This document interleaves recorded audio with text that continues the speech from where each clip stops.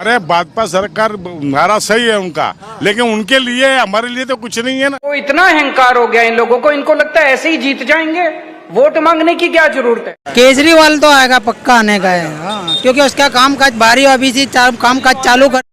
जय हिंद, जय भारत। दोस्तों, गुजरात में अगले होने वाले विधानसभा चुनाव का कुछ ही दिनों बाद चुनावी बिगुल फूंक दिया जाएगा और किसके खेमे में गुजरात की जनता जीत का सिंहासन देने वाली है, यह जानने को हर कोई बेताब है। तो साथियों, गुजरात में भारतीय जनता पार्टी, आम आदमी पार्टी और कांग्रेस की किस्मत पर दाव लग चुका है। अब किसके खेमे में जीत जाने वाली है, यह तो आने वाला वक्त तय करेगा। लेकिन आम आदमी पार्टी गुजरात की सत्ता हासिल करने को जी तोड़ कोशिश करती नजर आ रही है, लेकिन दूसरी तरफ भारतीय जनता पार्टी के नरेंद्र मोदी और अमित शाह की साख पर दाव लग चुका है, क्योंकि इस बार का गुजरात में होने वाला चुनाव बेहद ही अहम होने वाला है। तो साथियों, गुजरात में अगर आज की तारीख में चुनाव होते हैं तो किसके खेमे में जीत का सिंहासन जाने वाला है, सबसे बड़ा ओपिनियन पोल जारी हो चुका है, जिसमें गुजरात की 182 सीटों का उल्लेख किया गया है। तो जानते हैं गुजरात की 182 सीटों के बारे में, जहां पर किस पार्टी को कितनी बढ़त मिलती नजर आ रही है। जो ये सर्वे आया है, इसमें नेताओं की नींद उड़ चुकी है और गुजरात की जनता को अपने खेमे में करने के लिए पार्टियों ने रात दिन एक कर दी है। लेकिन इस बार का चुनाव गुजरात के इतिहास का सबसे बड़ा चुनाव होने वाला है, क्योंकि भारतीय जनता पार्टी की साख पर दाव लग चुका है। तो आइए साथियों, नजर डाल देते हैं गुजरात की 182 सीटों के बारे में, जहां पर पूरा ओपिनियन पोल जारी हो चुका है। अब 2022 का होने वाला विधानसभा चुनाव आम आदमी पार्टी के लिए कैसा रहेगा गुजरात का सफर, यह तो आने वाला वक्त ही तय करेगा। लेकिन इसमें एक बात खास है, अगर गुजरात में इस बार आम आदमी पार्टी को जीत दर्ज होती है तो आम आदमी पार्टी देश के अन्य राज्यों में भी कब्जा कर सकती है और उसे कोई भी ताकत रोक नहीं पाएगी, क्योंकि गुजरात भारतीय जनता पार्टी का सबसे बड़ा गढ़ माना जाता है। और ऐसे में आम आदमी पार्टी ने गुजरात की सत्ता हासिल करने को पूरी ताकत लगा दी है। अगर भारतीय जनता पार्टी को इस बार आम आदमी पार्टी अगर कोई बड़ी चुनौती दे दी तो देश में भारतीय जनता पार्टी के सामने सबसे बड़ा विपक्ष, जो एक समय में कांग्रेस हुआ करता था, अब आम आदमी पार्टी हो जाएगी। और आम आदमी पार्टी को अगर जीत दर्ज हो गई तो अन्य राज्यों में भी आम आदमी पार्टी को जीतने से कोई ताकत नहीं रोक सकती। और इससे एक बात साफ हो जाती है कि कांग्रेस का सफाया होता नजर आ रहा है गुजरात में, क्योंकि कांग्रेस के पास जितनी भी सीटें हैं उसमें ज्यादातर सीटें आम आदमी पार्टी के खाते में जाने वाली।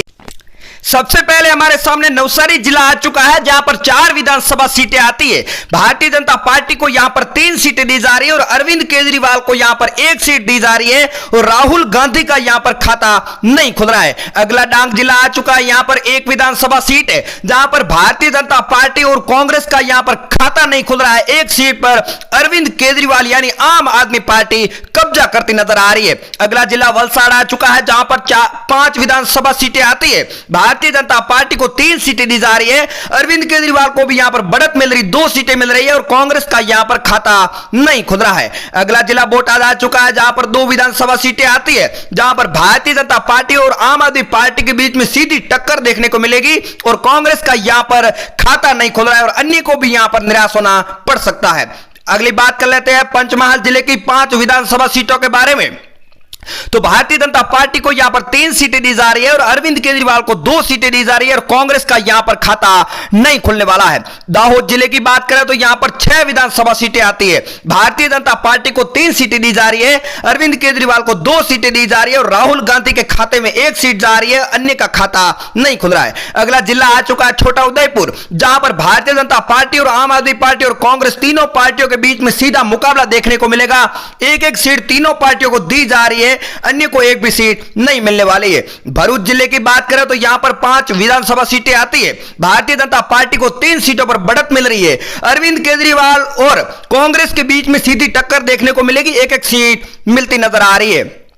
बात कर लेते हैं कच्छ जिले की 6 विधानसभा सीटों की, तो भारतीय जनता पार्टी और आम आदमी पार्टी के बीच में सीधी टक्कर होती दिखाई जा रही है। तीनों सीटें दो पार्टियां कब्जा करती नजर आ रही है। बात कर लेते हैं बनासकांठा जिले की 9 विधानसभा सीटों की, तो भारतीय जनता पार्टी को यहां पर 5 सीटें दी जा रही है और आम आदमी पार्टी को 3 सीटें दी जा रही है और राहुल गांधी को यहां पर 1 सीट दी जा रही है और अन्य को यहां पर खाता नहीं खुलने वाला है। वडोदरा जिले की बात करें तो यहां पर 10 विधानसभा सीटें आती है। भारतीय जनता पार्टी के खेमे में 7 सीटें जा रही है। अरविंद केजरीवाल को यहां पर 2 सीटें मिल रही है और कांग्रेस के खाते में यहां पर 1 सीट जा रही है। बात करें सूरत शहर की 16 विधानसभा सीटों की, तो यहां पर आम आदमी पार्टी को सीधी बढ़त मिलती नजर आ रही है। 8 सीटों पर कब्जा कर रही है। भारतीय जनता पार्टी को 5 सीटें मिल रही है और कांग्रेस को यहां पर 3 सीटें मिल रही है। आनंद जिले की बात करें तो यहां पर 7 विधानसभा सीटें आती है, जहां पर कांग्रेस का सुपड़ा साफ होता नजर आ रहा है। अरविंद केजरीवाल को 2 सीटें दी जा रही है और भारतीय जनता पार्टी का कमल 5 सीटों पर खिल रहा है। अगली बात कर लेते हैं सुरेंद्रनगर जिले की 5 विधानसभा सीटों के बारे में, तो भारतीय जनता पार्टी को यहां पर 4 सीटें दी जा रही है। अरविंद केजरीवाल के खाते में यहां पर 1 सीट जा रही है और कांग्रेस का यहां पर खाता नहीं खुलने वाला है। बात करें अरावली जिले की 3 विधानसभा सीटों पर, तो भारतीय जनता पार्टी को 2 सीटें दी जा रही है, आम आदमी पार्टी को 1 सीट दी जा रही है और कांग्रेस का यहां पर भी खाता नहीं खुल रहा है। बात कर लेते हैं साबरकांठा जिले की 4 विधानसभा सीटों की, तो यहां पर 3 सीटें भारतीय जनता पार्टी को दी जा रही है, आम आदमी पार्टी को 1 सीट दी जा रही है और कांग्रेस का यहां पर भी खाता नहीं खुलता नजर आ रहा है। बात कर लेते हैं महसाणा जिले की 7 विधानसभा सीटों पर, तो यहां पर भारतीय जनता पार्टी को 5 सीटें दी जा रही है और कांग्रेस और आम आदमी पार्टी के बीच में सीधी टक्कर होती नजर आ रही है। 1-1 सीट दोनों पार्टियों को मिल रही है। बात कर लेते हैं पाटन जिले की 4 विधानसभा सीटों पर, तो भारतीय जनता पार्टी का कमल 2 सीटों पर खिल रहा है। अरविंद केजरीवाल को 1 सीट मिल रही है और राहुल गांधी को भी यहां पर 1 सीट मिल रही है। बात कर लेते हैं भावनगर जिले की 7 विधानसभा सीटों पर, तो यहां पर भी भारतीय जनता पार्टी का कमल 5 सीटों पर खिल रहा है। अरविंद केजरीवाल को 1 सीट मिल रही है और कांग्रेस के खाते में 1 सीट जा रही है। अगली बात कर लेते हैं अमरेली जिले की 5 विधानसभा सीटों पर, तो यहां पर भी भारतीय जनता पार्टी को 4 सीटें मिल रही है और आम आदमी पार्टी के खाते में 1 सीट जा रही है और कांग्रेस का यहां पर खाता नहीं खुलता नजर आ रहा है। बात कर लेते हैं जूनागढ़ जिले की 5 विधानसभा सीटों पर, तो यहां पर भी भारतीय जनता पार्टी के खाते में 4 सीटें जा रही है। अरविंद केजरीवाल को 1 सीट मिल रही है और कांग्रेस का यहां पर भी सुपड़ा साफ होता नजर आ रहा है। राजकोट जिले की 8 विधानसभा सीटों की बात करें तो यहां पर भारतीय जनता पार्टी को 6 सीटें दी जा रही है, आम आदमी पार्टी को 1 सीट दी जा रही है और कांग्रेस के खाते में यहां पर 1 सीट जाती नजर आ रही है। बात कर लेते हैं मोरबी जिले की 3 विधानसभा सीटों पर, तो भारतीय जनता पार्टी के खाते में तीनों सीटें जा रही है।